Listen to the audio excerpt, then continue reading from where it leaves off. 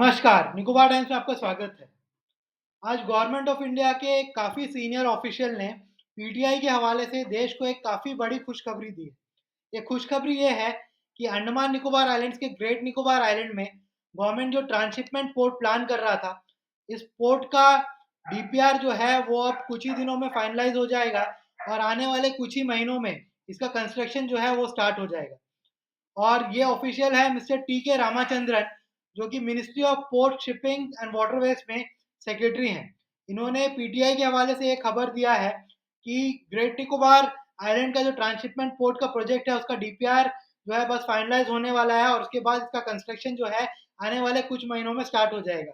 अभी आप स्क्रीन में अंडमान निकोबार आइलैंड्स का जो है मैप देख रहे हैं और अंडमान निकोबार आइलैंड्स का जो सदर्न मोस्ट आइलैंड है वो है ग्रेट निकोबार, जहाँ पर इस वक्त मैं अपना कर्सर जो है वो मूव कर रहा हूँ, आप देख सकते हैं अपने स्क्रीन पे। और ग्रेट निकोबार आइलैंड जो है वो काफ़ी एक स्ट्रैटेजिकली पोजीशन्ड आइलैंड है और आप जानते हैं कि इस रीजन में चाइना का इन्फ्लुएंस जो है वो बढ़ रहा है और ग्रेट निकोबार को चाइना का इन्फ्लुएंस को काउंटर करने के लिए काफ़ी इम्पोर्टेंट जो है आइलैंड माना जाता है।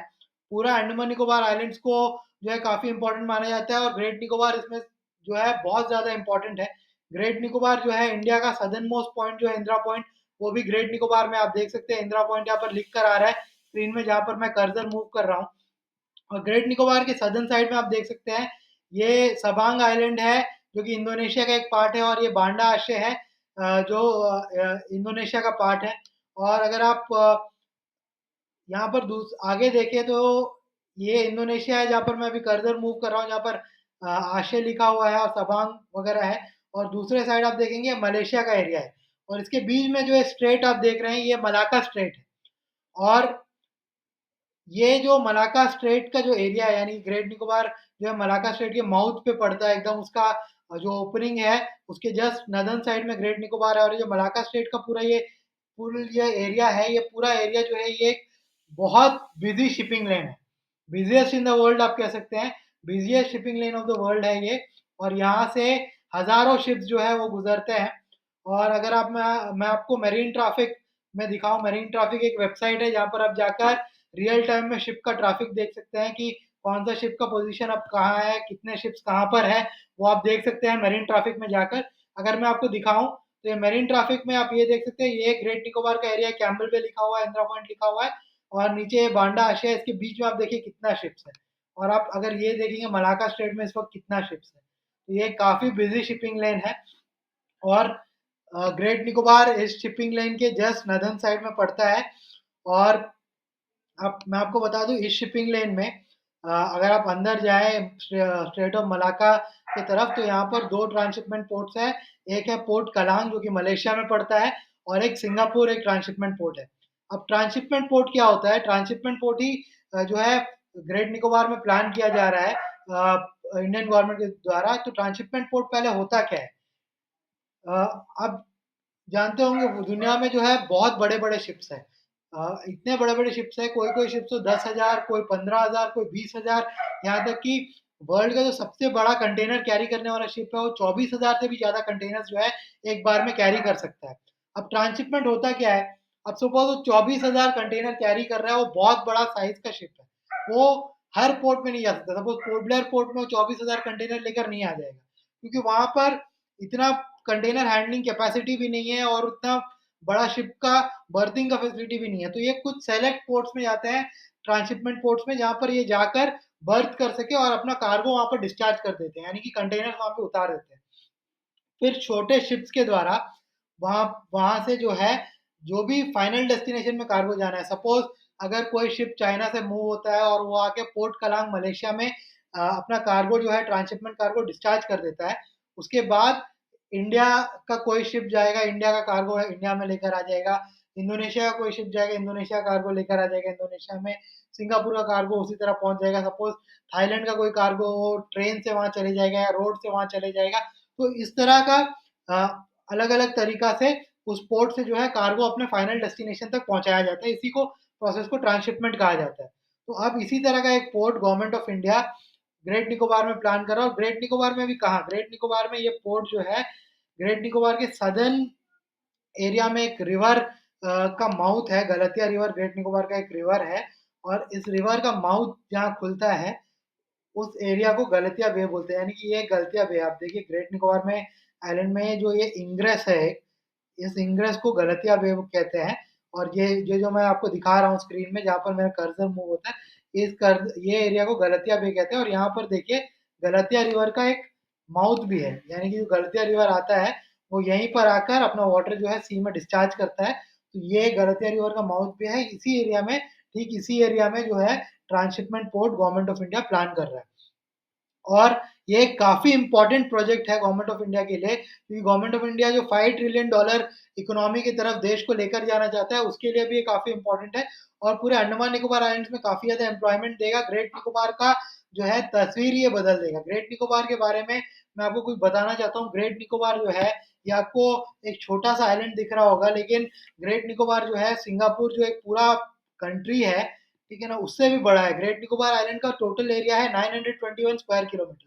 सिंगापुर का टोटल एरिया है 734.3 square kilometre. Great Nicobar island Singapore से भी बड़ा जो है एरिया है। और ये जो पूरा प्रोजेक्ट है, ये 41,000 करोड़ रुपीस का ये ट्रांसशिपमेंट का प्रोजेक्ट है, जो कि 5 बिलियन यूएस डॉलर्स के इक्विवेलेंट है। 5 बिलियन यूएस डॉलर्स जो है अंडमान निकोबार आइलैंड्स के ग्रेट निकोबार आइलैंड में पीपीपी मोड में, यानी कि पब्लिक प्राइवेट पार्टनरशिप मोड में जो है गवर्नमेंट ऑफ इंडिया इन्वेस्ट करेगा। और यहाँ पर एक ट्रांसशिपमेंट पोर्ट, एक ग्रीनफील्ड इंटरनेशनल एयरपोर्ट, एक पावर प्लांट, एक मतलब एक टाउनशिप भी डेवलप करेगा, ताकि क्योंकि इतना बड़ा पोर्ट आएगा तो चलाने के लिए काफ़ी लोग भी आएंगे बाहर से, ठीक है। और उनको पावर का ज़रूरत पड़ेगा तो पावर प्लांट चाहिए। और एक एयरपोर्ट वहाँ पर बनाया जाएगा ताकि टूरिज़्म को बूस्ट किया जा सके, लोग जो है इज़िली वहाँ पर पहुँच सके, कि इंटरनेशनल एयरपोर्ट बनाया जाएगा। और साथ ही साथ एक टाउनशिप भी बनाया जाएगा। जब इतने लोग आएँगे तो रहेंगे कहाँ? उनको रहने के लिए टाउनशिप भी चाहिए रहेगा, एक टाउनशिप भी बनाया जाएगा। तो ग्रेट निकोबार का ओवरऑल इससे डेवलपमेंट होगा।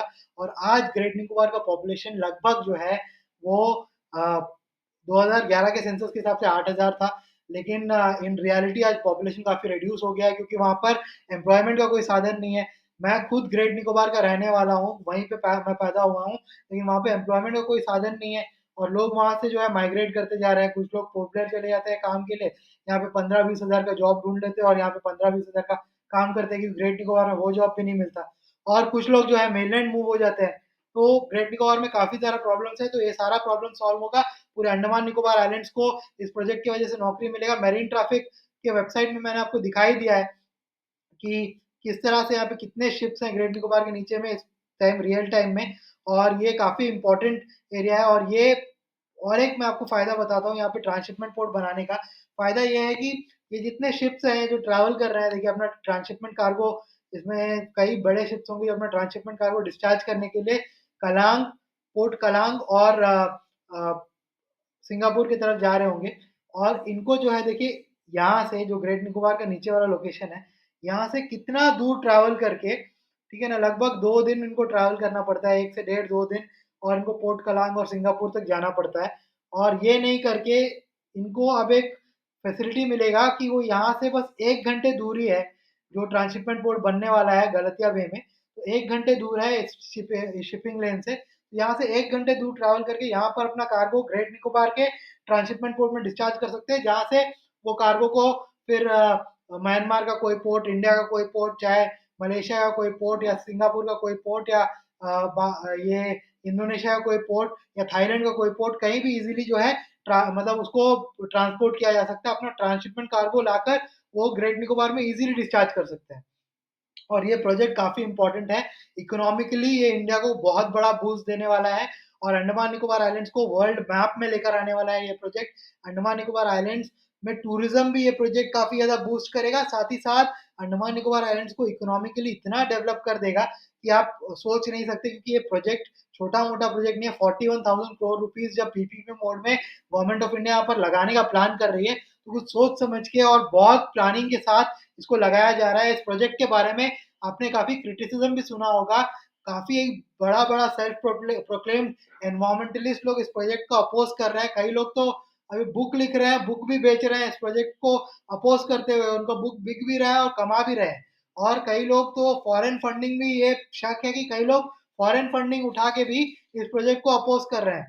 फॉरेन से उनको पैसा आ रहा है क्योंकि आप जानते हैं यहाँ पे पोर्ट बन जाएगा तो काफ़ी ज़्यादा जो है नुकसान हो जाएगा दूसरे कंट्रीज़ को। मैं कंट्रीज़ का नाम नहीं लेने जाता, लेकिन ऑब्वियस है किन कंट्रीज़ को इससे नुकसान होगा और सिक्योरिटी पॉइंट ऑफ व्यू से भी यहाँ का सिक्योरिटी और बढ़ जाएगा। तो काफ़ी कंट्रीज़ को इसमें मिर्ची लग रहा है और ये लोग ये शक है कि काफ़ी ज़्यादा पैसा पुश कर रहे हैं इन environmental activist self proclaimed environmental activist लोग को काफ़ी पैसा इनको पुश करा जा रहा है कि इसको कैसा भी कोर्ट में केस डाल के रोक दो, कुछ भी कर दो, लोकल अपोज़िशन बनाओ। ग्रेट निकोबार में इस प्रोजेक्ट को लेके कोई लोकल अपोज़िशन नहीं है।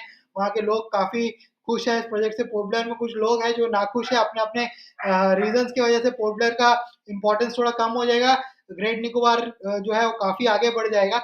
वो भी एक और जो उनका इन्वेस्टमेंट है पोर्ट ब्लेयर में जहाँ-जहाँ ज़मीन-वमीन खरीद के रखा है उन्होंने पोर्ट ब्लेयर में और ये सब जगह, तो उनका थोड़ा-सा उनको लग रहा है कि ग्रेट निकोबार के लोग जो हैं और वहाँ पे जो इन्वेस्ट जिन्होंने किया है उनका थोड़ा ज़्यादा इन्वेस्टमेंट का वैल्यू बढ़ जाएगा और वहाँ थोड़ा ज़्यादा डेवलपमेंट हो जाए तो कुछ लोग पोर्ट ब्लेयर और अंडमान निकोबार आइलैंड्स के भी कुछ लोग नाखुश हैं, लेकिन मैक्सिमम लोग इस प्रोजेक्ट से काफ़ी खुश हैं और काफ़ी बड़ा और काफ़ी बेनिफिशियल प्रोजेक्ट है ये इंडिया के लिए। मैंने आपको दिखा दिया कितने शिप्स हैं मेरिन ट्रैफिक डॉट कॉम में रियल टाइम में इस एरिया में और आपको दिखा दिया कि ये प्रोजेक्ट कहाँ पर आने वाला है, क्या एडवांटेज होगा इस प्रोजेक्ट का वो बता दिया। काफ़ी इम्पोर्टेंट प्रोजेक्ट है, तो आप इसका प्रोग्रेस ट्रैक करिए, कुछ ही महीनों में इसका कंस्ट्रक्शन स्टार्ट होने वाला है और ये काफ़ी बड़ा खबर है।